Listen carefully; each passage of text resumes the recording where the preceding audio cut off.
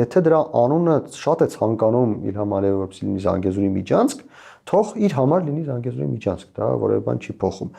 Մեզ համար կարևորն այն է, որ արտատարածքային որևէ բնութագիր այդ անցումը չունենա, այսինքն ադրբեջանցիները գան, անցնեն Հայաստանի սահմանը այնպես, ինչպես անցնում են բոլոր այլ երկրների քաղաքացիները Հայաստանի մյուս սահմանները, դա Հայաստանի իշխանությունները օրինակ խոսում են այն մասին, որ կարող են լինել թվային ծառայություններ։ Եթե բոլոր սահմաններն կլինեն թվային ծառայություններ, խնդրեմ թող ադրբեջանցիներն էլ օգտվեն դրանից։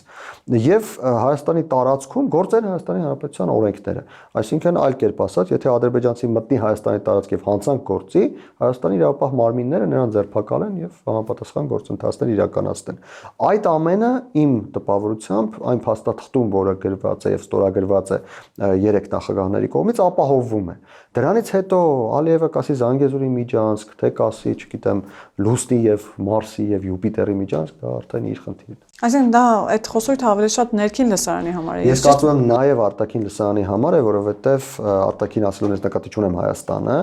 բայց նաև օրինակ Հայաստանի վրա ճնշում գործադրելու համար է, Հայաստանի ներսում քաղաքական խոսույթներ հարուցելու համար է, նրա համար է, որովհետև դուք ինձ այդ հարցը տաք։ Բայց